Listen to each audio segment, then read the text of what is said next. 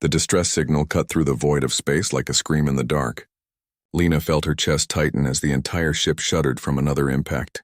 Sparks flew from the control panels around her, and the acrid smell of burning circuits filled the air. Her crew looked at her with wide eyes, waiting for orders, but what could she tell them? They were traitors, not warriors. The Alteri had never been warriors. "Send the message again," she said, her voice steadier than she felt. "Someone has to hear us." The communications officer, his long fingers trembling over the damaged console, shook his head. "The array is almost gone.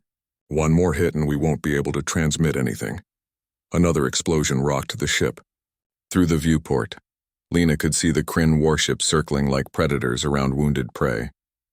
Their dark hulls bristled with weapons, and their ships moved with the confidence of those who had never lost a fight. The Kryn had been raiding this sector for months, taking what they wanted, enslaving who they chose. The Galactic Council had done nothing. They never did. "Then make it count," Lena said quietly. "Broadcast on every emergency frequency. Tell them where we are. Tell them we need help." The officer nodded and began working. Lena watched the Kryn ships through the viewport, wondering if these would be the last moments of her life. The Alteri believed in the harmony of all things, in the music of the universe, in peace above all else. But the universe, she had learned, did not always sing peaceful songs. Far across the galaxy, in a small monitoring station on Titan, David Ross was finishing his shift when the alarm sounded. He'd been reviewing routine stellar data, the kind of boring work that made up 95% of deep space monitoring. He sat up straight, suddenly very awake, as the computer began filtering through the signal. "Athena, what am I looking at?" he asked. The station's AI responded immediately. "Distress signal, unknown origin. Distance approximately 47 light-years. Audio is corrupted, but the emergency code is clear. Someone needs help." David pulled up the signal and listened to the garbled message. Most of it was static, but he could make out a few words. "Coordinates, please, anyone." The desperation in that voice made something twist in his gut. "Can you clean it up?" "Working on it," Athena replied. A moment later, the message played again, clearer this time. The voice was alien, nothing like any species David had heard before, but the fear was universal. "This is the trading vessel Harmony's voice. Under attack? Kryn warships? Coordinates follow. Please, if anyone can hear this, help us." David was already reaching for the emergency comm line before the message finished. Within seconds, he had Earth Defense Command on the line.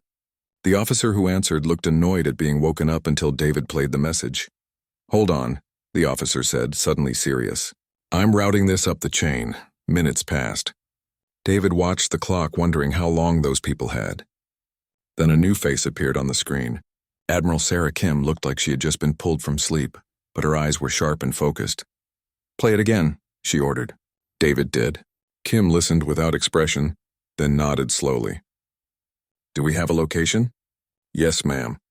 It's in the Outer Rim territories. Contested space. Time to reach them?" 3 days at maximum FTL, ma'am." Kim was quiet for a moment. David could almost see her thinking, weighing options. Then she spoke, and her voice carried the weight of command. "Alert all fleet commanders. I want Task Force Guardian ready to deploy within 6 hours. 3 heavy cruisers, 2 destroyer squadrons, and the Valkyrie. I'm taking personal command." David felt his breath catch. "Ma'am, the Council protocols—" "I'm aware of the protocols," Kim cut him off. "I'm also aware that someone is dying while we discuss protocols. Prep the fleet." Kim out. The screen went dark. David sat back in his chair, stunned. The Galactic Council wouldn't like this. Earth had only been part of the galactic community for 30 years, and the older species already looked down on humans as newcomers, barely civilized. Interfering in contested space, especially to help an unknown species, would cause problems. But as David looked at the star map, at the point of light where the Harmony's voice was fighting for survival, he felt something that the Council species seemed to have forgotten. It was simple and absolute, carved into humanity from centuries of struggle and survival. You don't leave people behind. Within the hour, Earth's orbital space filled with activity. Ships began moving into formation, crews rushing to their stations, weapons being loaded and checked. The Council monitoring stations around Earth system watched with growing alarm. Warnings began flooding in, messages from a dozen different species telling Earth to stand down, to not get involved. to remember their place. Admiral Kim read each warning and deleted it without response. She had already made her decision. On the bridge of the Indomitable, she looked at her crew and saw the same determination reflected in their faces. They were ready. They understood. "All ships report ready, Admiral," her executive officer reported. Kim nodded. "Then let's go get our people." "Ma'am, they're not our people. We don't even know what species they are." Kim looked at him with an expression that would become famous across human space in the days to come. "They called for help. That makes them our people. All ships jump on my mark." And with that, Task Force Guardian vanished into faster-than-light, racing toward a species they had never met, to fight an enemy they had never faced, for one simple reason. Someone had called for help, and humans always answered. The jump through faster-than-light always felt like falling through ice to Ryan Cooper. 3 days of it, sealed inside the Marine transport bay with his squad, gave plenty of time to think. Too much time, really. He checked his rifle for the 100th time, more out of habit than necessity. Around him, 40 other Marines did the same, each lost in their own thoughts. "You think they're still alive?" Private Torres asked. She was young, maybe 22, fresh out of training. This would be her first real combat. "We have to assume they are," Ryan said. "That's why we're going. But the Kryn," I read the briefing. "They're supposed to be tough. Armor plating, natural weapons, pack hunters. Most council species can't fight them at all." Ryan smiled grimly. Most council species didn't evolve on Earth. He'd heard the stories about Earth, about how the council had classified it as a Class 12 death world when humanity first made contact. Most intelligent species came from Class 4 or 5 worlds, comfortable places with mild weather and few natural predators. Earth was different. Earth had hurricanes and earthquakes, lions and bears, diseases and disasters that had shaped humanity into something harder than most aliens could understand. The Kryn might be tough by galactic standards, but they'd never faced a species that had clawed its way to the top of a world like Earth. The intercom crackled. "All personnel, this is Admiral Kim. We'll be dropping out of FTL in 30 minutes. The situation is what we expected. The Alteri ship is still intact but heavily damaged. 4 Kryn warships are holding position around it. They've had 3 days to loot and take prisoners. Our objective is simple. Get those people out.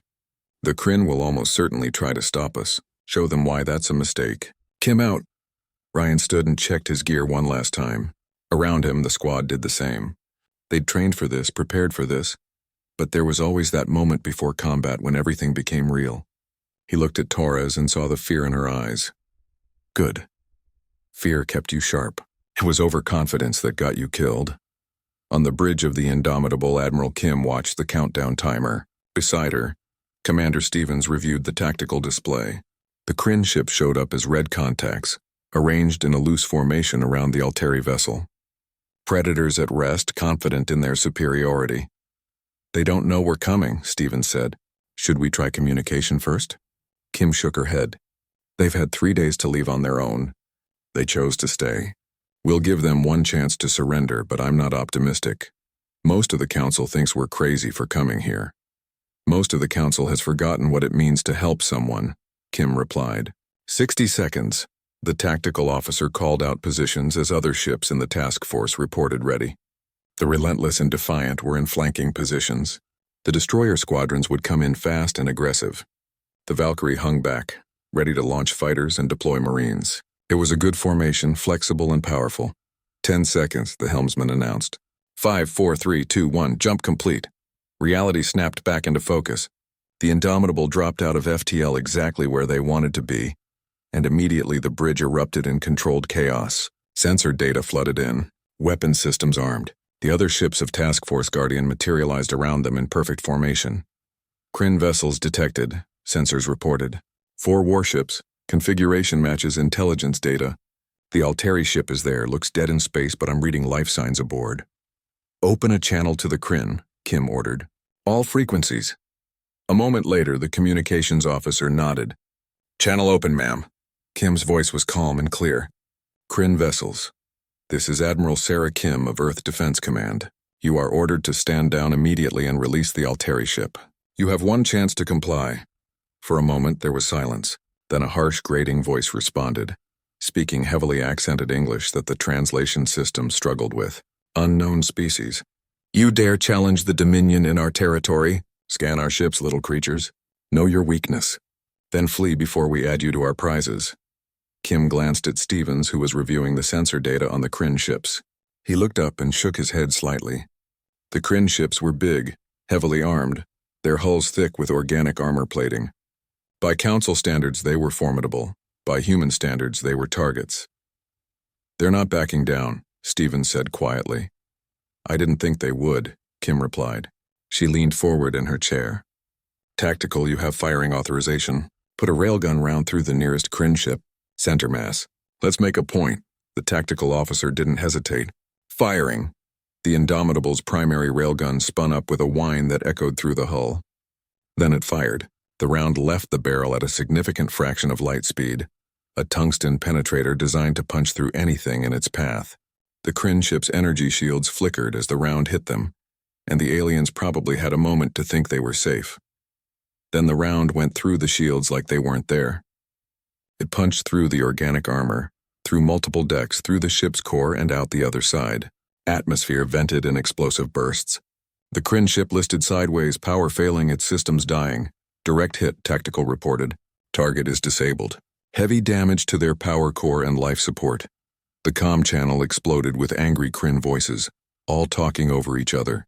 Kim could hear the confusion and shock in their tones. They hadn't expected that. Nobody expected that. All ships, Kim said calmly. Weapons free. Engage at will. Let's finish this quickly. Task Force Guardian moved as one. The Relentless and Defiant opened fire with their railguns and plasma lances. The destroyer squadrons accelerated to attack speed, their smaller weapons tracking with computer precision. The Valkyrie launched fighters that streaked toward the Kryn ships like angry wasps. The Kryn tried to fight back.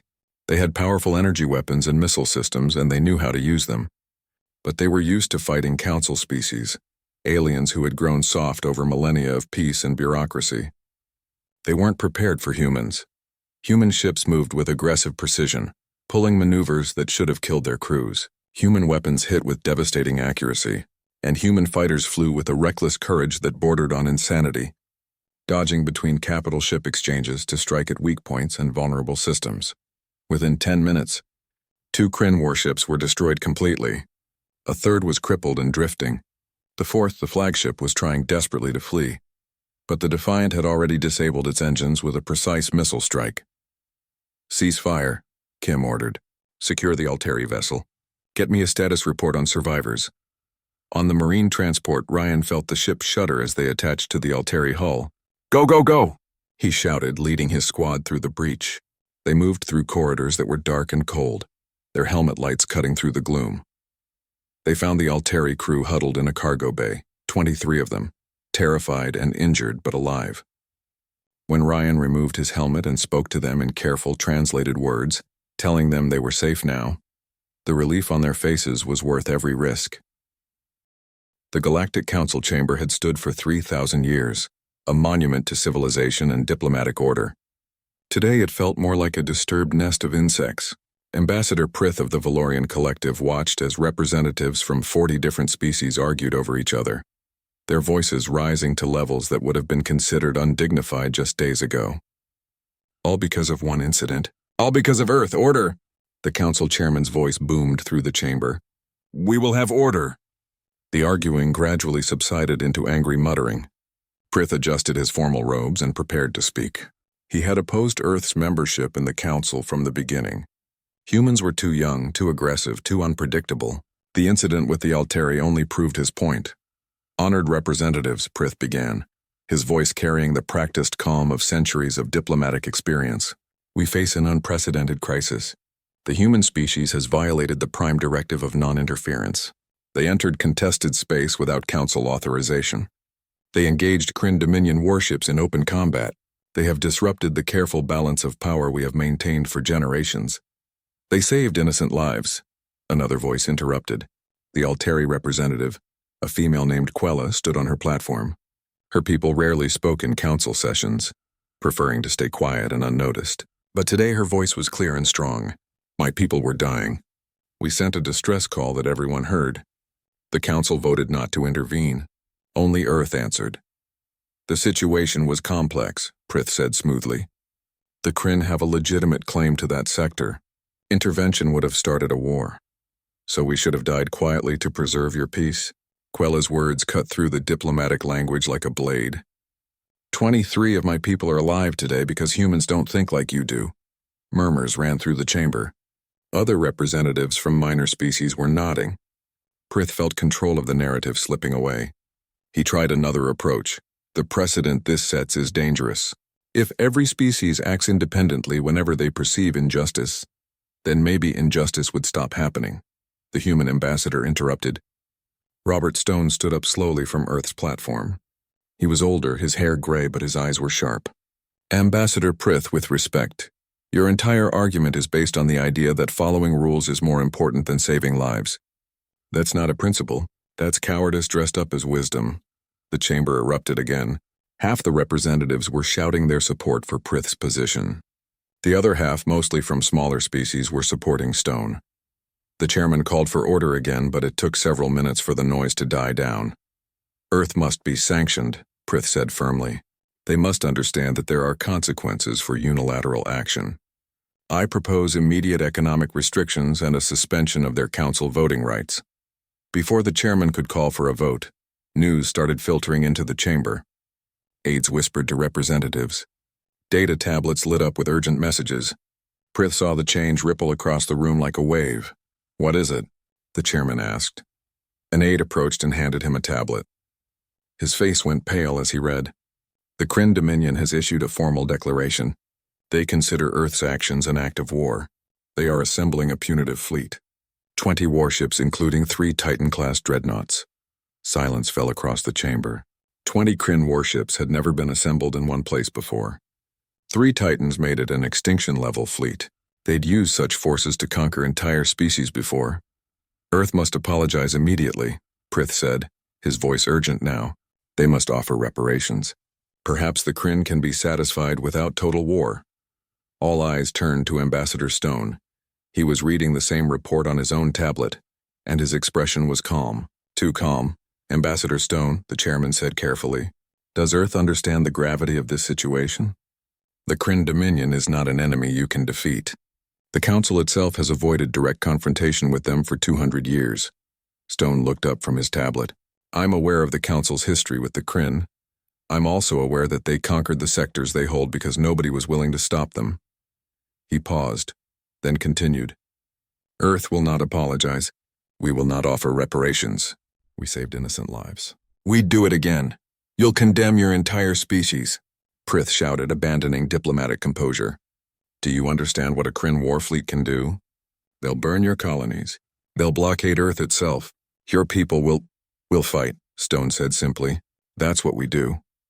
Back on Earth in the defense headquarters buried beneath the Rocky Mountains, Admiral Kim read the same intelligence reports. The Kryn fleet was gathering at their staging area near the border. They'd be ready to move in 3 weeks. It's not enough time, Commander Stevens said, looking at their force projections. We can gather maybe 30 ships. Against 20 Kryn warships with Titan-class dreadnoughts, the odds are bad, Kim finished. I know, but we're not running. Ma'am, permission to speak freely? Kim nodded. Is this worth it? We saved 1 ship, 23 aliens we'd never met before. Now we're looking at a war that could cost millions of human lives. Was it worth it? Kim was quiet for a long moment. Then she pulled up a video on her screen and turned it so Stevens could see. It showed the rescued Alteri crew being transferred to medical facilities. The camera focused on Lena, the captain, as she saw the stars for the first time since her rescue. The relief and gratitude on her face was obvious despite the alien features. You see that? Kim asked. That's a person who's alive because we did the right thing. Now multiply that by 23. Then ask yourself if letting them die would make us safer or just make us cowards. She closed the video. The Kryn are coming because we stood up to them. The Council is watching because they want to see us fail. But here's what nobody seems to understand. We're not scared of the Kryn. We're not impressed by their reputation. We're from Earth, Commander. Earth, where hurricanes and earthquakes are just weather. Where our ancestors fought saber-toothed tigers with sharpened sticks. Where we climbed to the top of the deadliest food chain in the known galaxy. She stood up. So no, I'm not worried about the odds. I'm worried about the Kryn because they have no idea what they've just picked a fight with. Stevens nodded slowly. What are your orders, ma'am? Full mobilization. I want every ship we have ready for combat. Call up the reserves. Activate all colonial defense forces. And get me in touch with the Alteri. They know the Kryn better than anyone. It's time they taught us everything they know about our new enemy. You think they'll help? Kim smiled. We saved their lives. They'll help. She pulled up a star chart showing the border region. The Kryn are gathering their fleet at the terminus gate. That's where they'll expect us to meet them. So that's exactly where we'll be. But we're not going there to defend. We're going there to send a message. What message? That Earth protects its friends and punishes its enemies. Nina Okonkwo had spent 10 years studying alien biology, but she'd never been inside an alien medical facility before. The Alteri had offered their station for the briefing, and walking through corridors designed for beings so different from humans made her feel strange and out of place. Everything was slightly wrong, from the color of the lighting to the height of the doorways. Still, the Alteri had information Earth needed, and Nina was here to get it. Lena met her in a room that seemed to serve as both office and laboratory. The Alteri captain looked healthier than in the rescue footage, but Nina could see the lingering effects of her ordeal. There was a wariness in her eyes that hadn't been there before. Thank you for coming, Lena said through a translation device, and thank you again for saving us. We owe Earth a debt we can never fully repay. You can repay it by helping us understand what we're up against, Nina said. We need to know everything about the Kryn. Biology, psychology, tactics, weaknesses, anything that might help. Lena gestured to a display screen that flickered to life. The Kryn evolved on a world they called Drakkar. It's a harsh planet by most standards, but not by yours.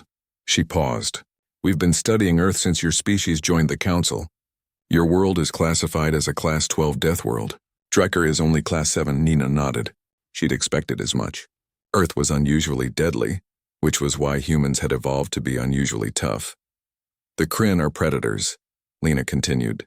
Their ancestors hunted in packs across volcanic plains. They have thick skin reinforced with something similar to keratin. Their bones are denser than most species. They heal quickly from wounds that would kill others. And they're strong. She pulled up an image of a Kryn warrior. An average Kryn male has roughly twice the muscle mass of a typical Council species. What about humans? Nina asked. Lena looked uncomfortable. That's harder to say. Humans are unusual. Your species has less natural armor than Kryn, but your endurance is much higher. Kryn evolved for short, explosive hunts. Humans evolved for persistence hunting, chasing prey for hours until it collapsed from exhaustion. In a short fight, a Kryn might have the advantage. In a long fight, a human almost certainly would. Nina made notes. What about their technology? Advanced weapons, good shields, strong hulls. But they're not innovators. The Kryn have used essentially the same ship designs for 500 years. They win through intimidation and overwhelming force, not through superior tactics or technology. Lena pulled up battle footage from previous Kryn conquests. Watch how they fight. It's always the same. They surround their target, use superior numbers, and rely on their reputation to make enemies surrender without fighting. They're very good at it. Most species give up as soon as they see Kryn warships arrive. But you've seen humans fight, Nina said. Do you think we can beat them? Lena was quiet for a long moment. I think the Kryn made a terrible mistake when they attacked my ship. They don't understand what Earth is. They see you as another Council species, soft and civilized. They don't realize you're predators too. Maybe the only predators in the galaxy that are more dangerous than they are. The briefing lasted 6 hours. By the end, Nina had everything she needed. The Alteri had fought the Kryn for years before finally retreating into Council space for protection. They knew Kryn ship layouts, weapon specifications, communication protocols, even the psychology of Kryn commanders. It was a treasure trove of tactical intelligence. There's one more thing, Lena said as Nina prepared to leave. The Kryn respect strength above all else. They prey on the weak because they believe weakness is contemptible. But if you defeat them, truly defeat them, they'll remember. They might even respect you for it. The question is whether you can hit them hard enough that they think twice about coming back. Nina smiled grimly. Admiral Kim has some thoughts on that. At the terminus gate, the Kryn fleet gathered like a storm. Warlord Krennic stood on the bridge of his flagship, the Burning Talon, and surveyed his forces. 20 warships, 3 Titans, enough firepower to reduce a planet to rubble, all for one upstart species that had dared to humiliate the Dominion. "Report," he growled to his second in command. "All ships are in position, Warlord. Weapons are armed and ready. Scouts report no sign of human forces in the sector." Krennic grunted. "They're hiding behind their planet hoping we'll go away. Typical prey behavior. How long until we can reach their home system? 3 days at maximum speed. But the Galactic Council has protested our planned action. They say attacking Earth directly would violate—" "I don't care what the Council says," Krennic snapped. "They're cowards who've forgotten how to fight. The humans destroyed 4 of our ships. They took our warriors prisoner. That cannot go unanswered." He turned to face his crew. "When we reach Earth, we will show them what happens to those who challenge the Dominion. We will burn their colonies. We will blockade their planet. And we will take from them what they took from us: pride." The crew roared their approval. Krennic felt satisfaction settle over him. This would be a good hunt. The humans had spirit, he'd give them that. But spirit meant nothing against superior numbers and firepower. "Warlord," the sensor officer said suddenly, "I'm detecting something. Multiple contacts dropping out of FTL." Krennic turned to the main display. Red contact markers appeared on the screen. First a few, then dozens. His satisfaction turned to confusion. "How many?" "Counting now. 40 contacts, no wait. More arriving, 50, 60. The officer's voice was rising. "Warlord, there are over 60 human ships here. And they're in formation. They were waiting for us." Krennic stared at the screen. 60 ships. The humans had mobilized 60 ships in 3 weeks. That was impossible. The Council species would have taken months to gather such a force. How had these primitives managed it? "They should be running," he said slowly. "Why aren't they running?" An incoming transmission cut through his thoughts. The face that appeared on the screen was human, female, with gray hair and cold eyes. "Warlord Krennic," Admiral Kim said. "I'm Fleet Admiral Sarah Kim of Earth Defense Command. You came here looking for revenge. You're going to get a lesson instead." Krennic laughed, though something about this human's expression made him uneasy. "You think your numbers frighten me? Our Titans alone could crush your entire fleet." "Maybe," Kim said. "But here's something you should know about humans. We've spent our entire history fighting things that were bigger and stronger than us. We got pretty good at it." She leaned forward. "You prey on the weak. We protect them. Let's see which philosophy wins." The transmission cut out. Krennic felt anger replace his unease. "All ships, attack formation. Show these primitives what the Dominion does to those who—" The first railgun round hit his shields before he finished speaking. Space erupted into violence with a speed that shocked even the humans. The battle at Terminus Gate started with mathematical precision and devolved into calculated chaos within minutes. Ryan Cooper gripped the handles inside the dropship as it accelerated away from the Valkyrie, heading straight toward the closest Kryn Titan-class dreadnought. Around him, his Marines checked their weapons one last time. They all knew the plan. Get aboard the Titan, reach the bridge, and take out the command structure. Simple, suicidal. Exactly the kind of mission humans seemed to excel at. 30 seconds to breach, the pilot called back. Through the small viewport, Ryan could see the battle unfolding. Human ships moved like they were dancing, weaving between Kryn fire with impossible grace. The Kryn ships were powerful but slow, designed for overwhelming firepower rather than maneuverability. Human destroyers exploited this weakness, striking and fading before the Kryn could bring their heavy weapons to bear. Plasma fire lit up the void. A Kryn cruiser exploded as multiple railgun rounds punched through its power core. Human fighters swarmed around the larger ships like angry insects, their smaller weapons targeting sensors and communication arrays. The Kryn were fighting back hard, but their tactics were all wrong. They were trying to use formation and firepower to win, like they'd done against every other species. They didn't understand that humans had grown up fighting opponents who were bigger, stronger, and better armed. 10 seconds, the pilot announced. "This is going to be rough." The dropship hit the Titan's hull at full speed. The breach charges detonated, blowing a hole in the thick armor, and suddenly Ryan and his squad were inside. They moved fast, weapons up, training taking over. The corridor was massive, built for beings twice the size of humans, and the lighting was all wrong, casting strange shadows. "Contact right," someone shouted. Ryan spun and fired, his rounds catching a Kryn warrior in the center mass. The alien staggered but didn't go down, its thick hide absorbing damage that would have killed a normal being. Two more Marines opened fire and the Kryn finally collapsed. Blood that was almost black spread across the deck. "Keep moving," Ryan ordered. "We need to reach the bridge before they realize we're here." They ran through corridors that seemed designed to intimidate, past walls decorated with weapons and trophies from defeated species. The Kryn had been conquering for so long that they'd forgotten what it felt like to be the ones under attack. Ryan intended to remind them. More Kryn appeared, these ones wearing what looked like combat armor and carrying heavier weapons. They roared something in their own language and charged. Not tactics, Ryan noted. Just aggression. He dropped to one knee and fired controlled bursts, targeting joints where the armor was thinner. Behind him, Torres used a plasma lance to cut through a group of warriors who'd tried to flank them. "They're tough," Torres panted, "but they're not smart about it." "Keep focused," Ryan said. They'd lost 3 Marines already, and the fighting was only getting harder as they pushed deeper into the ship. But they were close now. According to the layout the Alteri had provided, the bridge was just ahead. Outside the Titan, Admiral Kim watched her fleet tear into the Kryn formation. The initial shock had worn off, and now it was a grinding fight between two forces that both believed they would win. The difference was that the Kryn believed based on their reputation. Earth believed based on experience. "The Burning Talon is trying to break away," Commander Stevens reported, referring to Krennic's flagship. "They're taking heavy damage." "Tell the Defiant to disable their engines," Kim ordered. "I want Krennic alive if possible, dead if necessary, but I want him."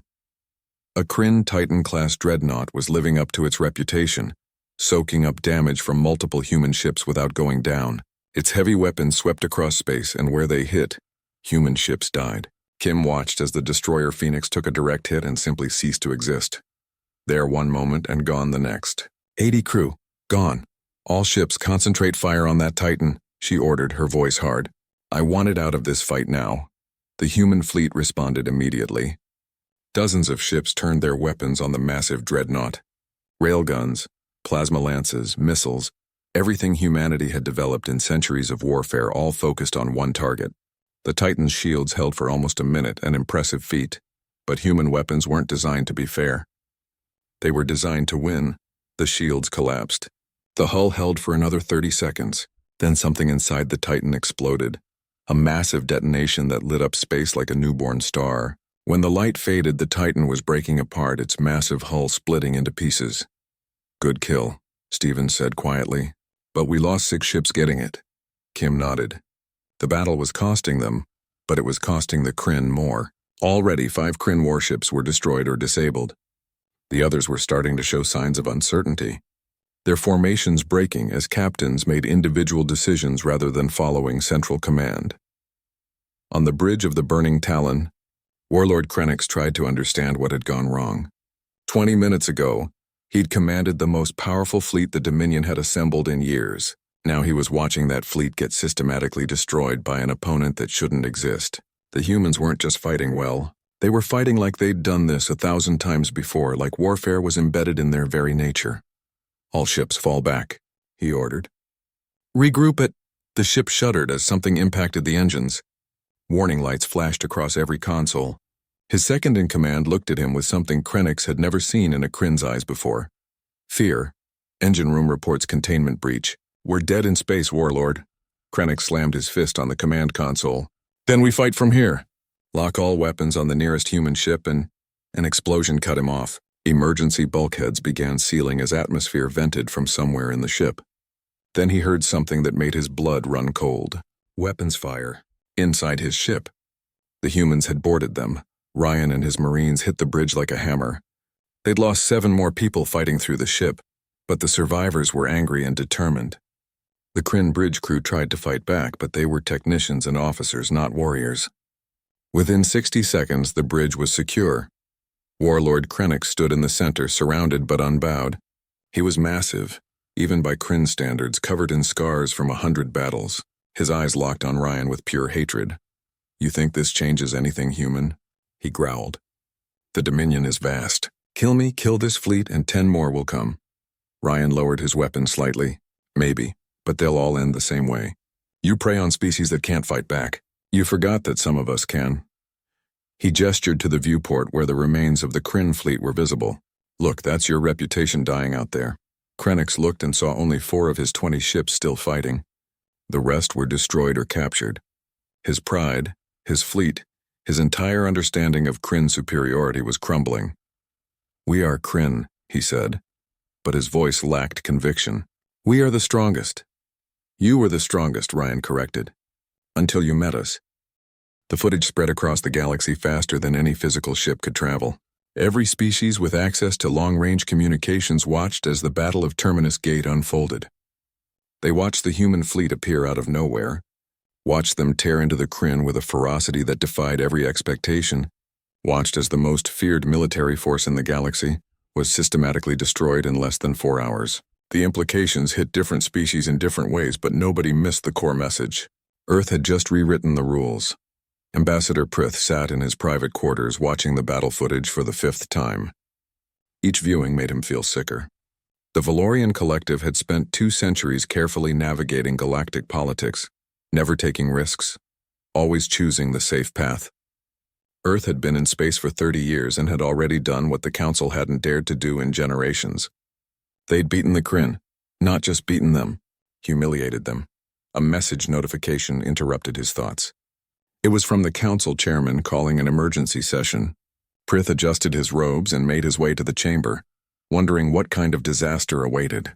When he arrived, the chamber was already full and the atmosphere was electric with tension.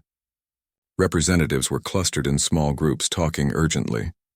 Some looked frightened. Others looked excited. Ambassador Stone was already at Earth's platform, looking calm despite everything. Prith felt a spike of resentment. The human should be terrified. He'd just led his species into a war that could have destroyed them. Instead, he looked like someone who'd made a routine business deal. The chairman called for order. "Representatives, we face an unprecedented situation. Earth has engaged the Kryn Dominion in open warfare and emerged victorious. The Dominion's punitive fleet has been destroyed. This changes everything." He paused, clearly uncomfortable. "The question now is what comes next." "What comes next is obvious," Ambassador Stone said, standing. "The Kryn have been terrorizing this part of space for decades. We stopped them. Now we need to make sure they don't start again." "You're talking about occupying Dominion territory," Prith said sharply. "That would be an act of conquest, not defense." "I'm talking about protecting innocent people," Stone corrected. "The Kryn controlled 17 systems. In those systems are dozens of species they've enslaved or subjugated. Those people deserve freedom." Quella, the Alteri representative, stood up. "Earth saved my people when nobody else would. Now they've broken the Kryn's power. If they're offering to protect others the same way, we should support them." Other representatives began speaking up, mostly from smaller species. The pattern became clear quickly. The major powers like the Valorian Collective were worried about Earth's growing influence. The minor species saw Earth as their protection against predators like the Kryn. The Council was splitting along lines that had been invisible just days before. "This is chaos," Prith said, his voice rising. "The Council exists to prevent exactly this kind of unilateral action. If we allow Earth to act as they please, what's to stop other species from doing the same?" "Maybe they should," Stone replied. "Your system has spent so long maintaining order that it forgot about justice. The Kryn enslaved people and the Council did nothing because intervention was complicated. Well, Earth doesn't think it's that complicated. Someone needs help, you help them." The argument continued for hours, but the outcome was already determined. Species that had been victims of Kryn aggression began announcing their support for Earth. Within days, 17 different species formally requested Earth's protection and offered mutual defense pacts. The Free Worlds Coalition, as it came to be called, started small but grew rapidly. On Mars, Ryan Cooper walked through the new Joint Defense Academy with Nina Okonkwo. They'd been asked to help establish the training program, teaching other species what humanity had learned about warfare and defense. The first class was small, just 30 recruits from 6 different species, but it was a start. "Think it'll work?" Nina asked, watching as a human instructor tried to explain small unit tactics to a group that included 2 Alteri, a massive rock-like being called a Grenth, and something that looked like a crystalline spider. "It has to," Ryan said. "We can't protect everyone by ourselves. We need allies who can protect themselves." One of the recruits, a young Alteri male, approached them nervously. "Excuse me, Sergeant Cooper. I wanted to ask, Is it true you boarded a Titan-class dreadnought during the battle? Ryan nodded. That's true. Weren't you scared? The Kryn are so much bigger and stronger. Ryan smiled slightly. Being scared is fine. That's not weakness. Running away when someone needs help, that's weakness. You can be terrified and still do the right thing. He looked at the young recruit. Your people sent out a distress call. That took courage. Now you're here learning to protect others. That takes even more courage. The recruit straightened up, looking less nervous. Thank you, Sergeant. After he left, Nina shook her head with amusement. You're good at this teaching thing. I just tell them the truth. The galaxy is dangerous. There are predators everywhere. But there are also people worth protecting. And if you're willing to stand up and fight for those people, we'll teach you how. Admiral Kim stood in the memorial garden on Earth, surrounded by names carved into black stone. 847 names. 847 people who died at Terminus Gate, on ships that had been destroyed or in battles aboard Kryn vessels. The price of victory. The cost of doing what was right. Lena stood beside her along with representatives from all the species in the Free Worlds Coalition. The memorial ceremony was being broadcast across the galaxy, and Kim knew that billions were watching. She'd prepared a speech, something formal and appropriate, but looking at all those names made her prepared words feel hollow. These people didn't die for Earth, she said finally, speaking from her heart instead of from notes. They died because someone called for help, and that was reason enough. They died because we believe that protecting the innocent is worth any price. They died because humanity refuses to be the kind of species that looks away when others suffer. She paused, gathering her thoughts. The galaxy is watching us now. Some with admiration, some with fear, some with hope. To all of them, I say this. Earth will continue to answer distress calls. We will continue to protect those who can't protect themselves, and we will continue to stand against anyone who thinks strength gives them the right to prey on the weak. She looked directly at the camera, knowing her words would be heard on 1,000 worlds. We're from a death world. We grew up fighting for survival every day. We learned that the strong should protect the weak, not exploit them. That's not going to change. The ceremony continued, but those words spread faster than anything else. Earth's promise, Earth's threat. Depending on who heard it, both or neither. On the rebuilt Harmony's voice, Lena prepared for departure. Her ship was no longer alone, though. 2 human destroyers would escort her trade route now. Insurance against anyone who thought the Alteri were easy prey. She recorded a message before leaving. Something to send to every world in the Coalition. 3 weeks ago, my ship sent a distress call. We expected silence. We expected to die alone in the dark. Instead, we received something we didn't know existed. We received humanity. She smiled, her alien features arranging themselves in an expression that transcended species. The humans have a saying, no one gets left behind. I thought it was just words. Now I know better.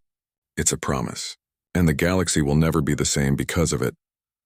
The message ended with an image of the Harmony's voice, its hull repaired, its engines bright, surrounded by human warships standing guard. It was a simple image, but it represented something profound. A new order.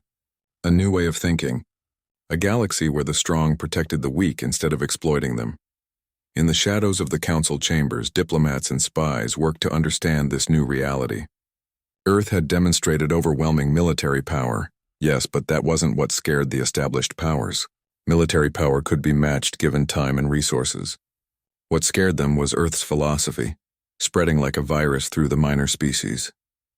The idea that you didn't have to accept oppression, the idea that help would come if you just asked, the idea that somewhere out there someone actually cared.